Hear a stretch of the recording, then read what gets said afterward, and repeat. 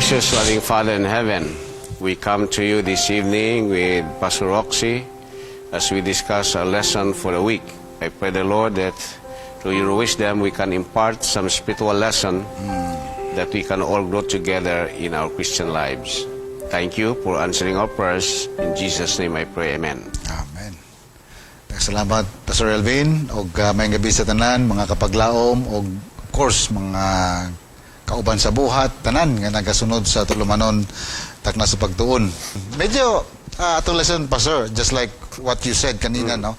Before we kanang nagsugod nito atong pagsibya, ngayon kang, of course, very nice, but somehow, ano siya, light lang ang dating sa tuwa, no? Because first is, it talks about prayer, and second is, it describes us to what kind of prayer it is, no? That is being talked about here.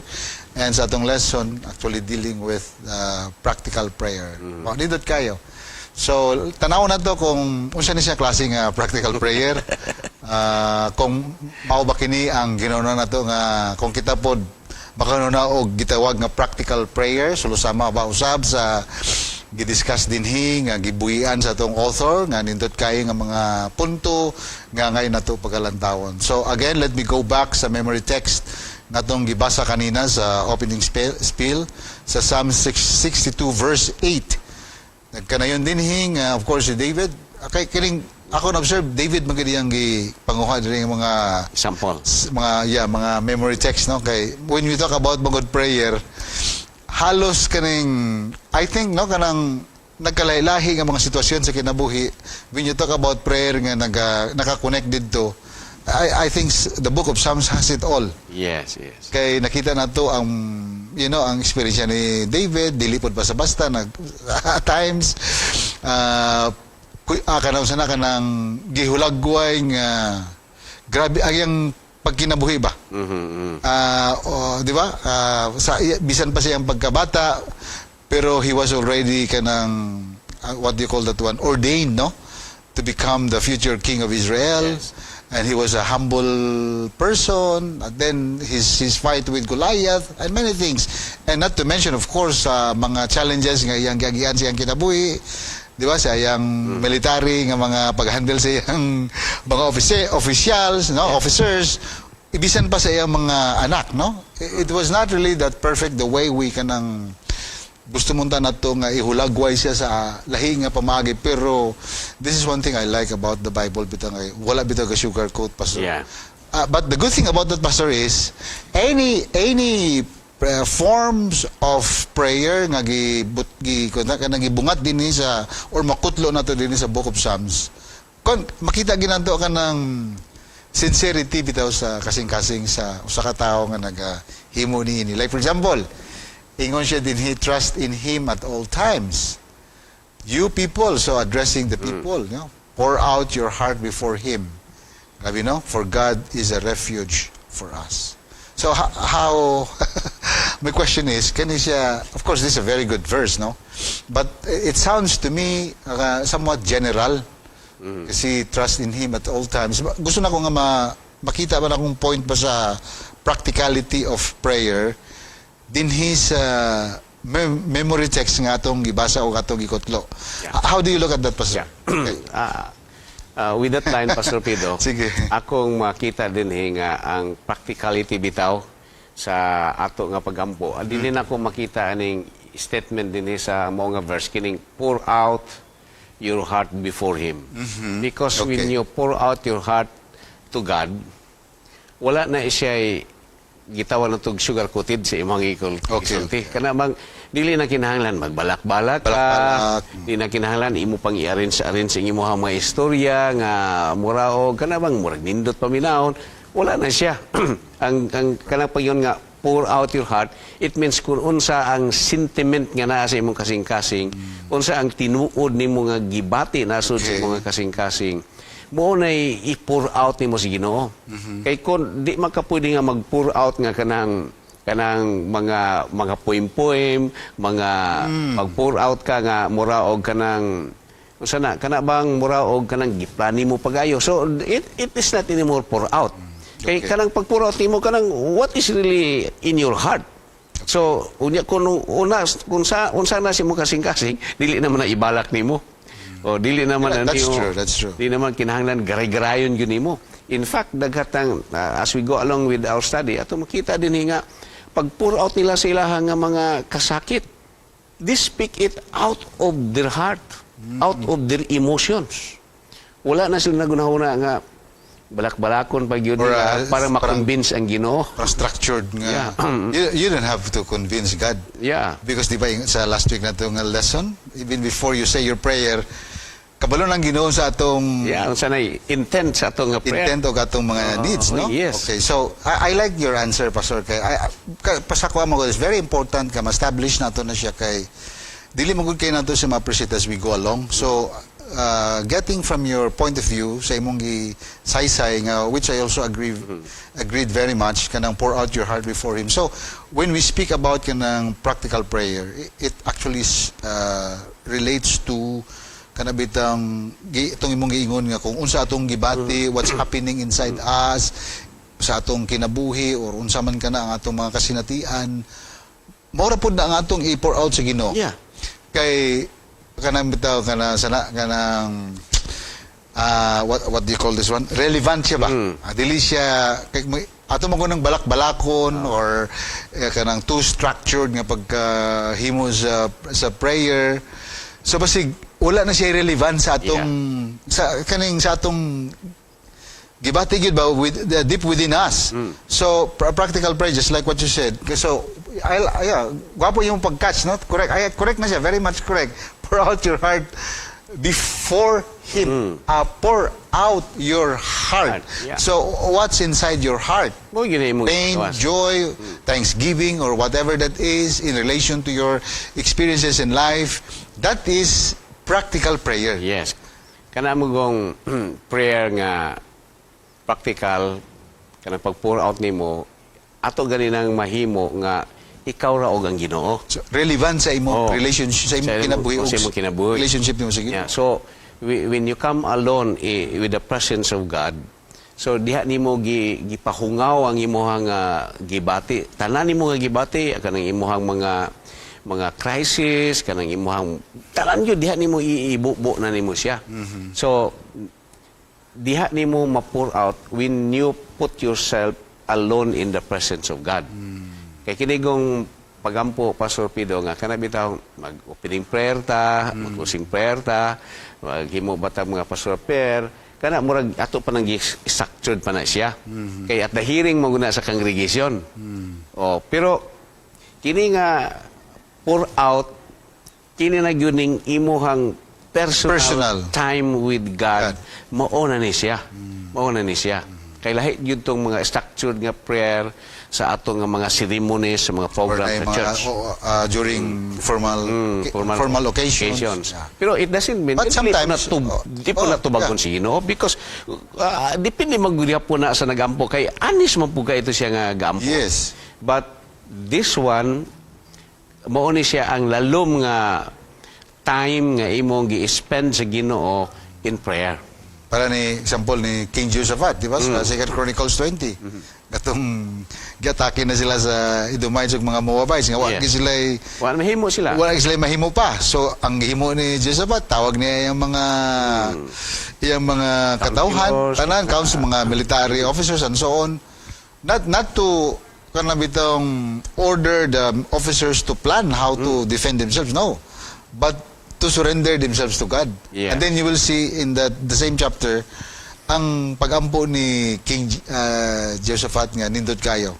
Mura bitaw yang siyang pagampo gisaysay niya amon mura bitaw gi pour out niya sa Ginoo kanang yun siya sa Ginoo pag create ning kining heaven and earth. Yes. Nga out of nothing Nahimo. So gamhanan kang Ginoo. Oh, yeah. So ingon siya nga unsa ra man ni ang among mura kana ba mura unsa ra man ni akong problema kumpara sa pagkagamhanan sa Ginoo. Yeah. O katubi taong higayon nga gikuha sa Ginoo ang iyang makatawan sa Ehipto paingon sa Yes, yutang saad. That was part of his prayer. So kung nahimo na si Ginoo niya giatubang nila ang dako usab nga problema, walay posible sa sa gahom sa Ginoo nga dili mahimo sa Ginoo ang pagdepensa sa iyang mga katawan. So karon pastor is parts sa practical prayer. I like this one kasi ang gibutang dining illustration ang sugilanon ni Elijah. Yes. So it affirms what you said kanina kasi kani manggod nga prayer ni Elijah in specific sa sitwasyon manggod ni sa kung sa diin anaasa sa kalambigitan. Kanang bitong crisis ba in the midst of crisis. Sugilanon ba ako na duman kanang barko daw to kanang kuano ba kanang bitong mo sana kanang mo capsize na hapit na hapit na malunod. labi na gyud kay grabe kayong bagyo unya na doy pastor o kanang usa ka tawo unya atong usa ka tawo perti gidong pangandam grabe gidong kakuan ba kay hapit na manggod nagampo lang daw siya kadyut nga Lord please save us then he ran away. Unya katong pastor daw, grabe pabiling gid daw didto.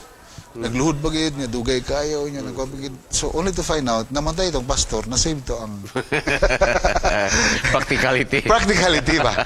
So sometimes it goes along with that one. Yes, no? yes. So now is we have to look into as to what kind of prayer or klase nga pagampo nga kanang gi-express ni Prophet Elijah especially sa panahon nga kung sa diin iyang gituba ang dako kayo nga hagit sa kinabuhi. yeah. So pastor, how do you know, we know the story of Mount Carmel, di ba? Yep. This is a showdown of Prophet Elijah and also the prophet of Baal. So muni ang showdown. two contesting two consisting people and prayer nga nahitabo dito. So imong makita ang mga pagampo sa mga Baal nga wala man gyud tubaga. Pero ang pagampo ni Prophet Elijah mooy gitubag sa Ginoo. Okay. Unya, that's nice.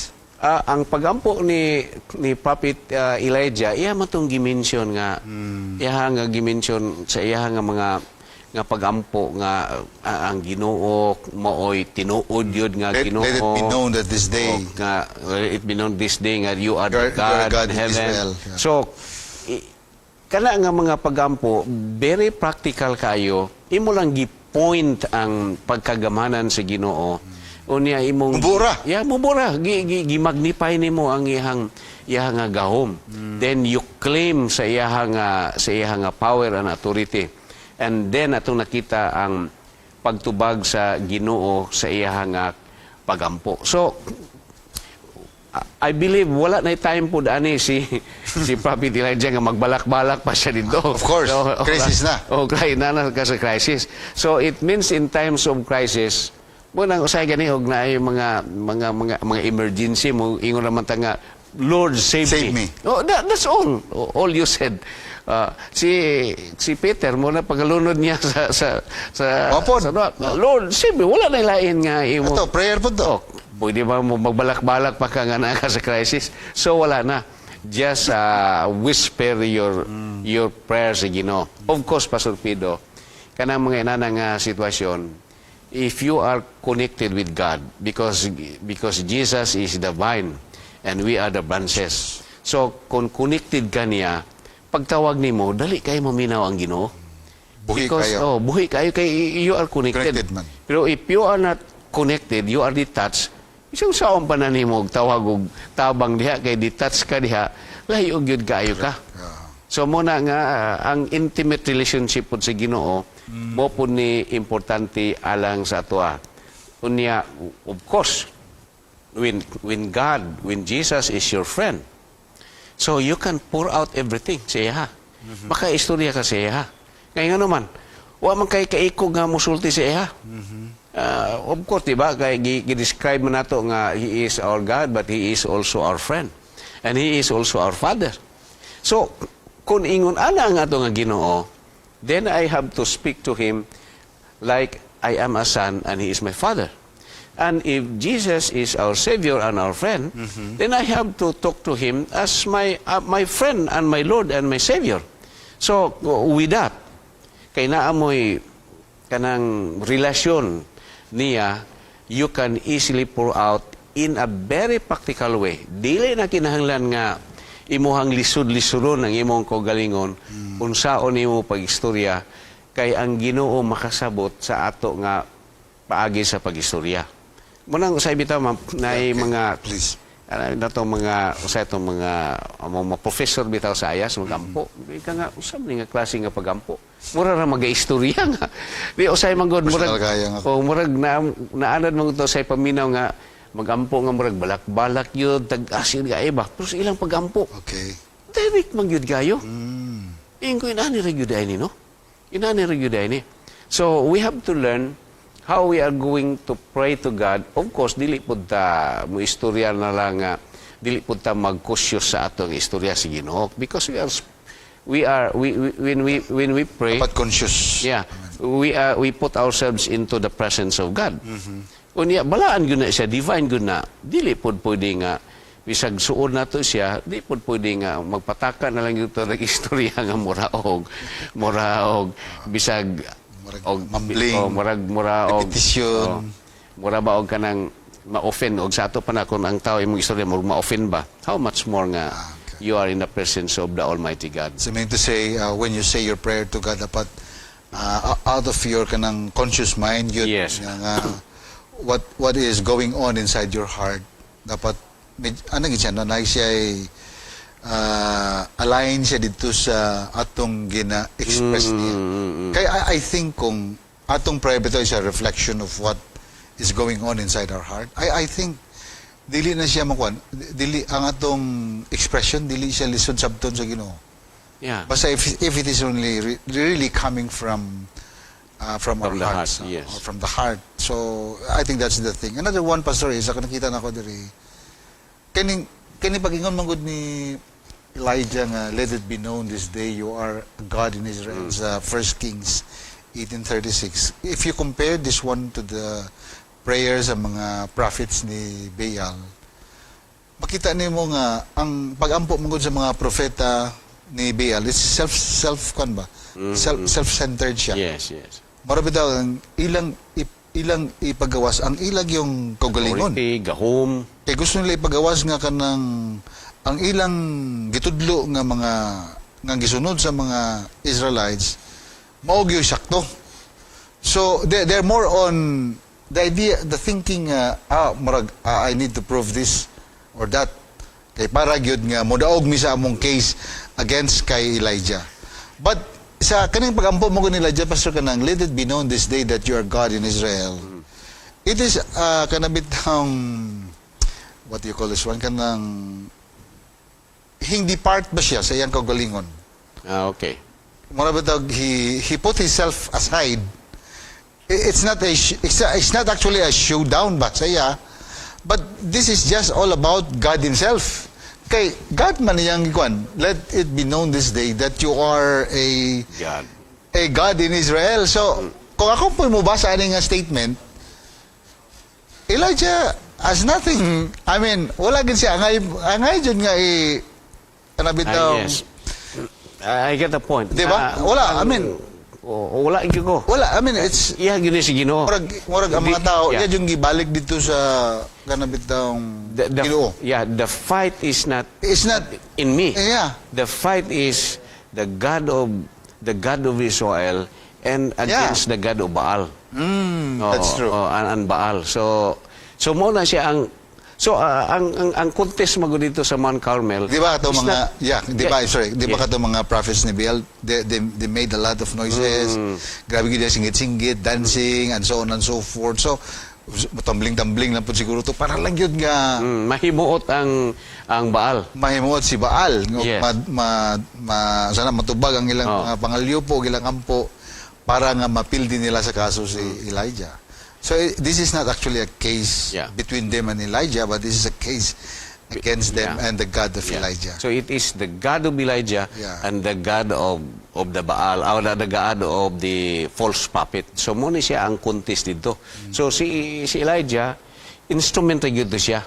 Nga atong makita nga ang Ginoo na siya o niya ang mga Baal wala gyud sila Ginoo.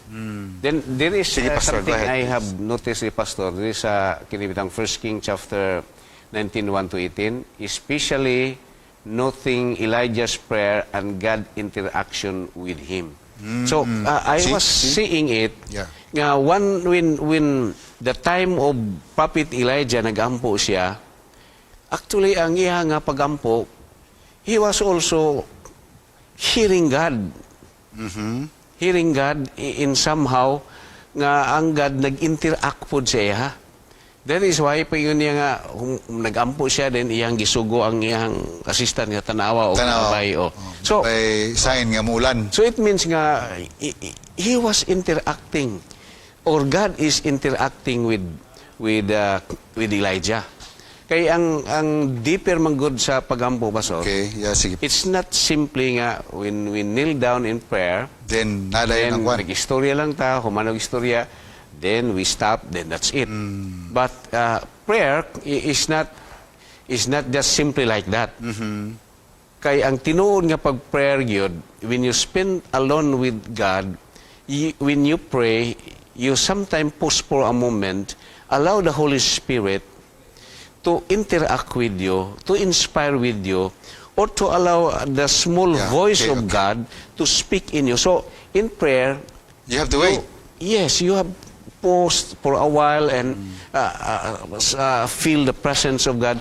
Then there is that interaction. That is why That's good. That's good. nga ang ato nga mga Bible heroes o mga Christians nato nga mga reformers, ang record biya nila magampo sila even 3 hours in the morning. Mrs. White. Or they pray even in the evening until sa Oh. midnight ang ilang pagampo. Pastor Pido, kung mag-istorya ka og 1 hour, 3 ka oras, do you think di ka kapuyo na? Pero these people, when they pray, they give space for the presence of God to impress them. Impress them. That's correct. So, muna nga, they can pray a lot of time. Yeah, just Spend a lot of I agree with that's very nice nga reflection nga mong gi-share Pastor Salarda. Yeah, you mentioned about katibitang gisugo niya yang servant tanawa dito sa gawas ko. Nabagay sign sa ulan. Yes. In fact, the first time kita naw sa iyang servant, wala ba agi sign? Wala. Until the 7th time pa. Yes. Yan I mean, you know, sometimes magod, it could have been nga si Elijah siguro basig nag-start na siya doubt ba. Nga tinudon magid sa Ginoo. That's why I agree with you nga dapat kaning pagampo, it doesn't just end in saying a specific prayer to God. Diba? So it's a continued kanang process ba? It's Yeah. like kanang example, after I pray, what happens to my faith? Yes. Does it continue to strengthen me, believing that the Lord will do something for me? Yeah. Even if it probably siguro it might take some time for him to answer that beyond what I expect him to, you know, to answer my Yeah. prayer within my kanang frame sa akong time. Yes. Nga ang Ginoo mo tubag. So some that's yeah, I agree with that. I agree with that kanang so prayer is Interactive. interactive siya. Interactive. Dili siya but there abo mo pastor, sometimes makita nako nga bandayanan pud ni kay usahay manggod ka na bitaw namgud tendency nga pag maamputa ganahan kita magpakita sa uban nga Yes. kanang maluhod gid. What there's nothing wrong with that. Yeah, yeah. Kanang bitaw it's sometimes the motive ba nga gusto bitaw ta nga mo kanang mulabay ta og kanang Mo pakita ka Impression sa- impression nga balaan yung kini siya. balaan kay ta nga sige tag istorya sa Ginoo. Uli yung kini siya. Mantiyanan po na siya actually. Oh, kay ang yun man sa Ginoo nga og magampo gani ka, mutago gani ka sa lawak, di ba? Right. So, careful po na kay mura man ta og nagpakita nga mura og mag-ipalabas na to nga balaan yun ka ita nga pagkatao. Dili po na siya mao'y intensyon na to. Kana bang natural na good kaayo nga pagkinabuhi. Kay kung tinuod yun nga na ang Ginoo naglakaw sa imong kinabuhi, dili na ka kinahanglan nga magpakita pa ka sa mga tao nga ako Correct. palaan ko, ako no, wala na Wala siya. na siya. No. Musahay pod kanang sometimes napo ko obserbahan bisag sa tuwa nga murag nabita tendency nga murag kung nabot pita ta sa stage nga medyo gwapo atong murag gwapo atong kuan ba sa Ginoo. Bantayan lang gyapon siya kay Yes. maabot sa iyang panahon nga murag magunaw na ta nga murag kita ra gyud tagiya sa Ginoo.